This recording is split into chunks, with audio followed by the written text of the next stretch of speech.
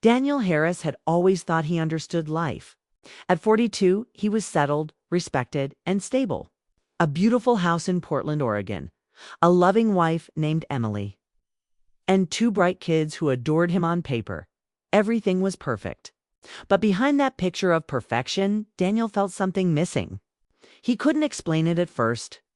It wasn't love. He loved Emily deeply, but somewhere between raising kids, paying bills, and keeping up with work deadlines, something had gone quiet inside him. The laughter that used to fill their evenings had turned into the dull rhythm of routine. Emily was still the same woman he had fallen for, kind, intelligent, warm, but life had changed her too. She spent most of her days juggling her teaching job and their children's endless schedules. By the time she came home, exhaustion lived in her eyes. She'd smile, but the spark was fading. Daniel noticed it, but instead of talking about it, he buried himself in work. He had always been a dreamer, the kind of man who believed he could build anything: homes, careers, even happiness. But architecture had become his escape. It was easier to focus on blueprints than on the silence at dinner. Then one Monday morning, everything changed. His firm hired a new design consultant, Sophie Collins, a woman from Chicago with bold ideas and a sharp mind. She was younger than Daniel, but confident, with a calm energy that pulled people in. During her introduction, Daniel caught himself watching her. It wasn't attraction, not yet. It was curiosity, the kind that grows quietly. Over the next few weeks, Daniel found reasons to work near her. She had a way of talking about design that made even dull meetings interesting. They began sharing small jokes, quick glances, moments of connection that no one else noticed. Sophie was passionate about her work, and Daniel admired that. She reminded him of who he used to be: driven, optimistic, alive. At home, things continued to drift. Emily had started sleeping earlier. The kids spent most evenings in their rooms, and Daniel's mind was often miles away. One night, as he worked late at the kitchen table, Emily appeared behind him. "You've been working a lot lately," she said softly. He looked up, guilt flashing across his face. "Big project," he said. She smiled faintly and kissed his cheek. "Don't stay up too late." She walked away, and Daniel watched her go, wondering when their love had started feeling like a quiet partnership instead of a story at work. Sophie began asking about his life. "You've got kids," she said one afternoon while reviewing sketches. "Two," he answered, smiling. "They're good kids. My daughter wants to be a teacher, like her mom." Sophie smiled, but her eyes lingered. "You talk about them like you miss them." That question hit him harder than he expected. He did miss them. He missed the old version of everything: Millie's laughter, Saturday breakfasts, even the chaos of family life before screens and schedules. Somewhere along the way, he had stopped feeling part of it. The more time Daniel spent with Sophie, the more he felt himself waking up. They began having coffee before meetings, laughing about their clients' impossible demands. Sophie shared stories about her own struggles, her recent breakup, her loneliness in a new city. There was an emotional honesty between them that Daniel hadn't felt in years. One evening, as rain poured over Portland, they found themselves alone in the office. The others had left early. Daniel was working on a model when Sophie appeared by his desk. "You're always the last one here," she said, smiling. He looked up. "Guess I like the quiet." She leaned against the table. "Or maybe you don't want to go home." Daniel froze. She wasn't wrong. The thought of walking into a house where silence had become the language of love made his heart sink. "It's complicated," he said finally. Sophie nodded. "It always is." They talked for hours, not about work, but life dreams, regrets, the way people drift apart without meaning to. It wasn't romantic, but it wasn't innocent either. When he finally stood to leave, she said softly, "Good night." Daniel. Something about the way she said his name made him feel seen. Truly seen for the first time in years that night. He lay in bed beside Emily, unable to sleep. He felt guilt twisting in his chest, but also something else: aliveness. Emily turned in her sleep, her hand brushing his arm. He looked at her and whispered to himself, "What am I doing?" Over the next weeks, Daniel tried to pull back. He avoided long talks with Sophie, tried to focus on home. He planned a weekend trip with Emily and the kids, hoping to fix what was broken. For a while, it worked. The laughter returned, the kids were happy, and Emily seemed lighter. But the moment they returned home, the silence crept back in. Then came the firm's annual conference, a 2-day event out of town. Emily encouraged him to go. "You deserve a break," she said. Daniel hesitated, sensing an invisible line approaching. But he went. The first day was busy with meetings and presentations. The second night, there was a dinner party. Daniel didn't drink much, but the room was loud, the lights soft, and when Sophie sat beside him, smiling in that easy way of hers, something in him cracked after dinner. They stepped outside for air. The hotel garden was quiet, the city lights flickering in the distance. "You seem distant tonight," she said. Daniel sighed. "I shouldn't be here." Sophie looked at him for a long moment. "You're not doing anything wrong, Daniel. You're just ... human, if you wanted to believe that." They talked again about life's choices, regrets. When she placed her hand gently on his, time seemed to stop. He didn't pull away, but he didn't move closer either. It was the kind of moment that could change everything, and he knew it. That night, he didn't sleep. He stared at the ceiling of his hotel room, thinking about the path he was on. It wasn't about Sophie, it was about him. He was chasing the feeling of being wanted, of being important again. The next morning, he avoided her. During breakfast, she caught his eye from across the room but didn't say anything. When they returned to Portland, Daniel threw himself into work, desperate to bury the emotions that had begun to unravel his life. But emotions have a way of finding their way back. A week later, Sophie sent him a message. "You don't have to run from what you feel, Daniel. Maybe you just need to understand it." He stared at the message for a long time before deleting it. That night, Emily asked if he wanted to go for a walk. They hadn't done that in months. They walked quietly under the orange glow of the streetlights. She finally spoke. "You seem so far away lately." Her voice cracked slightly. "Did I do something wrong?" Daniel's chest tightened. "No," he said softly. "It's not you." She nodded, looking at the ground. "Then what is it?" He couldn't answer, because the truth was something even he didn't fully understand yet.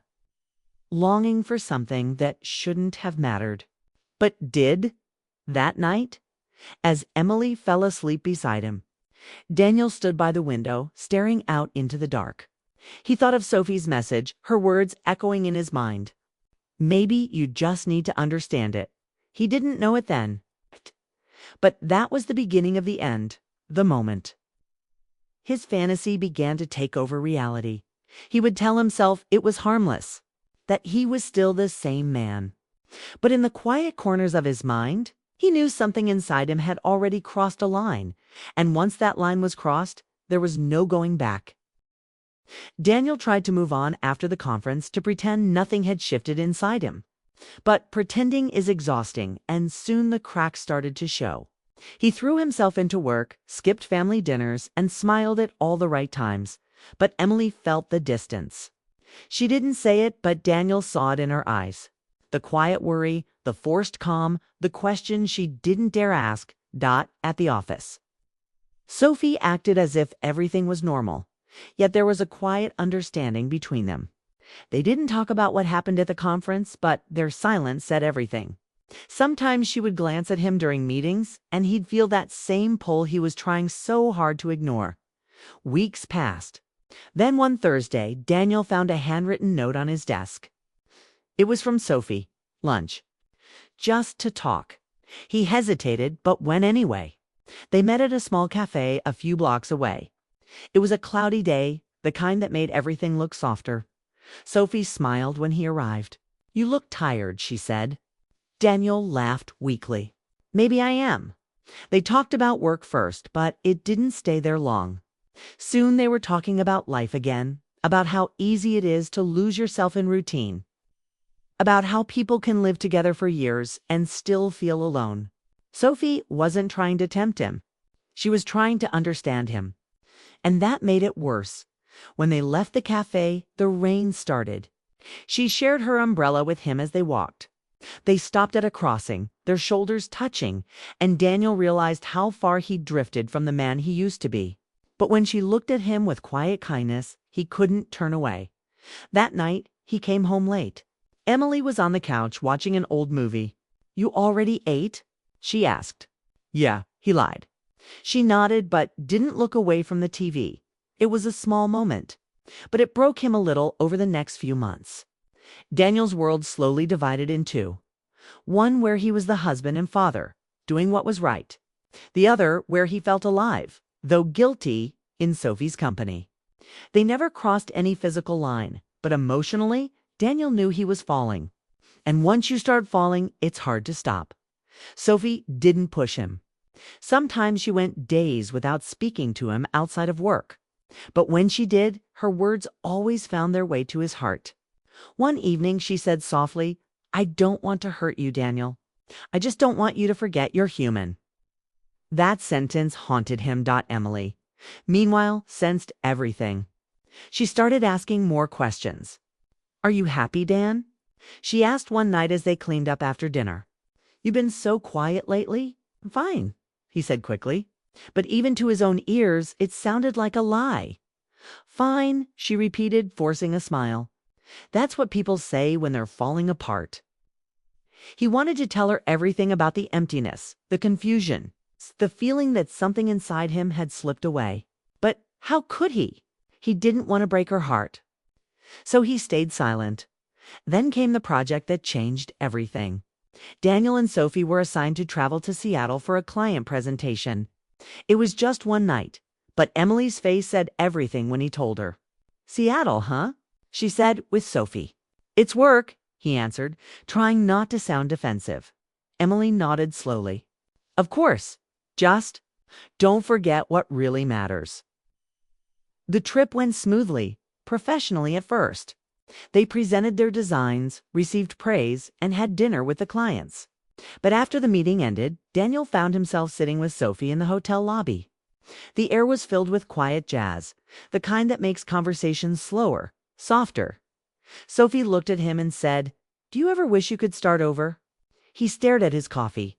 Every day. But she didn't say anything. And maybe that silence was what made him look up, because in that quiet, everything he'd been avoiding came rushing to the surface. He felt drawn to her, not because she was new or exciting, but because she understood him in a way he couldn't explain. They talked for hours about love, choices, and how life sometimes takes things from you before you even realize they're gone. At one point, she reached across the table and touched his hand. It was a small human gesture, but it burned in his memory long after. That night, Daniel lay awake in his hotel bed, the city lights flickering through the curtains. He didn't do anything wrong, yet he felt like he had. Emotional betrayal doesn't need action to leave scars. It lives in thoughts, in what-ifs, in the moments that almost happen. When he returned home, Emily greeted him with a hug. But it felt different, hesitant, searching. She looked at his face and whispered, "You look lost." He didn't answer. Because she was right. He was days turned into weeks. Daniel grew distant, quieter, unsure of himself. His children noticed too. One night, his teenage son asked, "Dad, are you and Mom okay?" Daniel smiled weakly. "Yeah, we're fine." But even he didn't believe it anymore. At work, Sophie seemed to sense the storm inside him. One day, she said gently, "You're not the same person I met." "I don't even know who I am anymore," he admitted. "Then maybe it's time to find out," she said. But finding himself meant facing the truth that his fantasy, this emotional escape, had cost him his peace. He started missing family dinners again, missing the sound of his kids laughing, missing Emily's voice calling his name. He wanted to go back, but guilt stood in the way. One evening, Emily confronted him. "I found your messages," she said quietly. Daniel froze. "You've been talking to her, haven't you?" He opened his mouth but couldn't lie anymore. "Yes."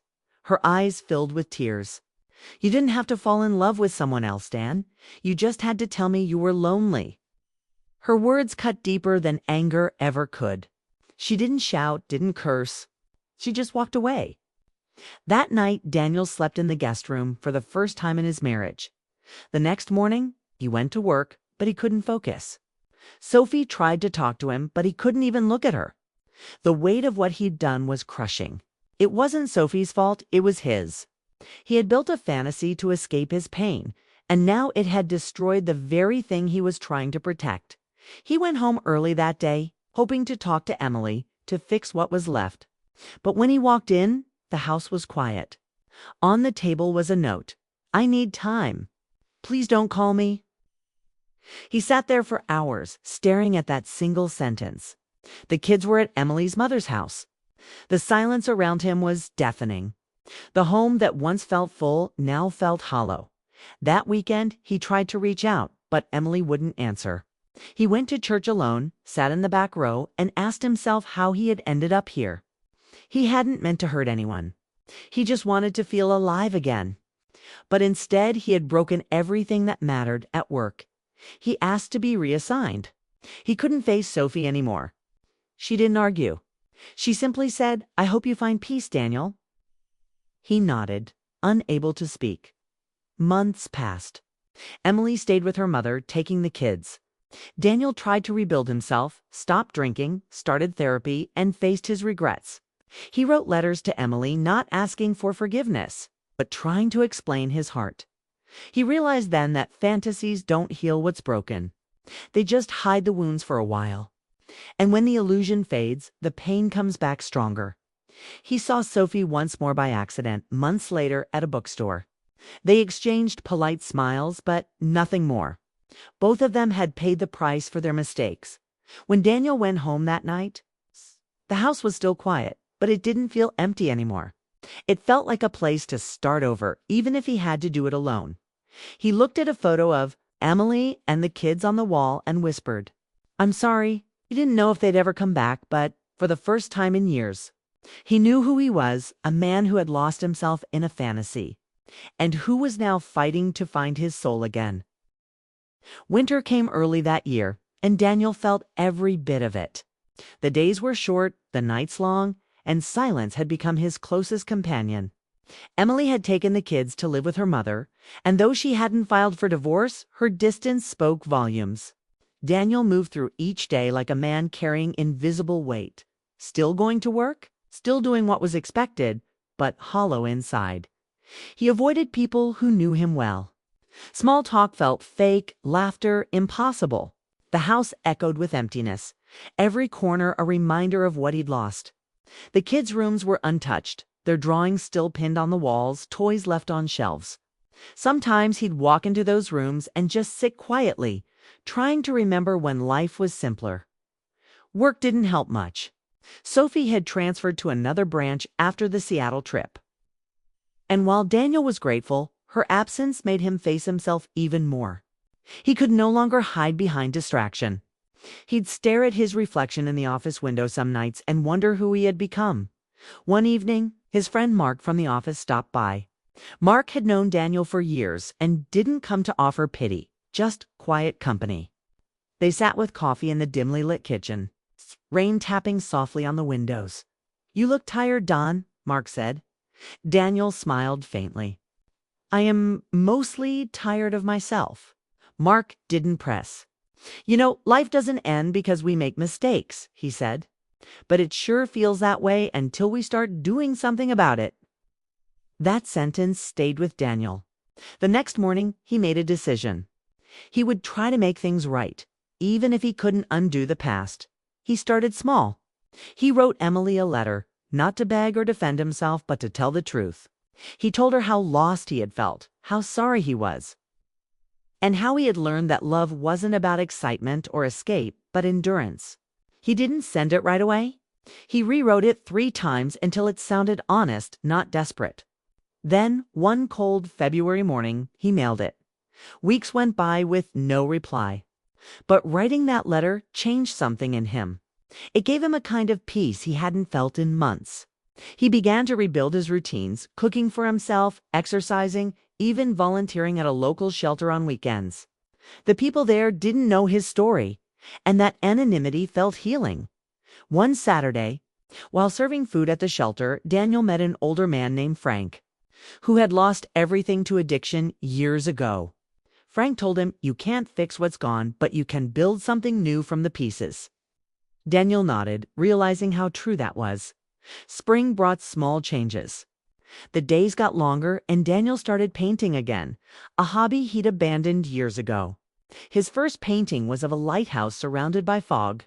To him, it symbolized hope, faint, distant, but still shining. Then one evening in April, he received a message from Emily. Just one line, "Can we talk?" He sat frozen for a moment, reading the words over and over. When they finally met, it was at a quiet cafe near the old park where they used to take the kids. Emily looked different, stronger, calmer, but her eyes still carried sadness. "I wasn't sure if you'd come," Kay Neal said softly. "I wasn't sure either," she admitted. "But I read your letter." They talked for hours. No shouting, no tears at first, just honest words. Emily told him how betrayed she had felt, not because of what he did with Sophie, but because of how he had disappeared emotionally long before that. "I felt like I lost you years before she came into the picture," she said. "You were here, but you weren't with us." Daniel nodded, ashamed but understanding. "I know," he whispered. "I thought I was trapped in routine, but really I was trapped inside myself." Emily sighed. "I'm not sure what happens next. I can't promise anything, but I wanted to see if there's something left worth saving." Those words gave Daniel a spark of hope. They began meeting once a week. Short walks, coffee conversations, nothing forced. Sometimes it was awkward. Other times it felt almost normal. Slowly, trust began to rebuild. Fragile, but real. Daniel never saw Sophie again, though sometimes he thought about her. Not with longing, but with quiet reflection. She had been a mirror for his emptiness, not the cause of it. He realized that chasing fantasy is easier than fixing reality, but the cost is always higher than expected. Months passed. One evening, Emily invited him to dinner with the kids. The atmosphere was tentative but warm. His daughter Lily talked about school projects. His son Noah told bad jokes that made everyone laugh. For the first time in a long while, Daniel felt like a father again. After dinner, Emily walked him to the door. "I'm not saying we're back together," she said, "but maybe we can start over slowly." Daniel nodded, emotion tightening his throat. "That's all I want," he said. They didn't rush anything. Some days were good. Others brought old wounds back. But Daniel was patient this time. He knew rebuilding trust wasn't about grand gestures, it was about consistency. Showing up every day, no matter how hard. By late summer, they were spending weekends together again, hiking, visiting local fairs, even watching old movies like they used to. Emily began to smile more, and the kids grew comfortable around him again. The pain didn't vanish, but it softened. One night, after everyone had gone to bed, Daniel and Emily sat on the porch under a sky full of stars. "Do you think we'll ever be the same?" she asked. Daniel shook his head gently. "No, but maybe we'll be something better." She didn't answer, but she reached for his hand, and for the first time in what felt like forever, Daniel felt peace. Years later, when Daniel looked back on that time, he didn't see it as just a story of betrayal or loss. It was the turning point of his life, the moment he faced who he truly was and what he almost destroyed. He learned that love isn't about constant happiness. It's about showing up even when everything feels broken. He often told people, fantasy is easy. Reality is where the soul grows. Emily forgave him, slowly but surely. They renewed their vows on their 20th anniversary, surrounded by their children and closest friends. Daniel didn't promise perfection that day, only honesty and effort. After the ceremony, he stood with Emily, watching the sunset. She smiled and said, "You've changed." He smiled back. "I had to. Losing you taught me what real love costs." She squeezed his hand. Then maybe it was worth something after all. Daniel never forgot the emptiness he once felt, nor the mistakes that brought him there. But instead of living in guilt, he used them as a reminder that every choice has weight. And every moment of weakness can still lead to redemption if faced with courage. In his later years, Daniel began mentoring younger men at his church, sharing his story not to justify it, but to help them understand how easily one can lose sight of what truly matters. He would tell them, temptation doesn't always come wearing danger. Sometimes it comes dressed as comfort. When people asked if Emily ever truly forgave him, he'd smile and say, "She didn't just forgive me. She helped me find myself again." The years rolled on peacefully. His children grew up, married, and had families of their own. Every Sunday dinner was filled with laughter, the sound of second chances, of love that endured storms. And sometimes, late at night, Daniel would sit by the window, watching the quiet street outside, and think back to that younger version of himself, the man who had been so desperate for something more that he nearly lost everything real. He'd whisper a quiet prayer of gratitude that life had given him a chance to make it right, because in the end, his story wasn't about infidelity. It was about rediscovery, about losing everything that didn't matter to finally understand what did. He had once thought his fantasy had cost him his soul. But in facing that truth, he had found it again.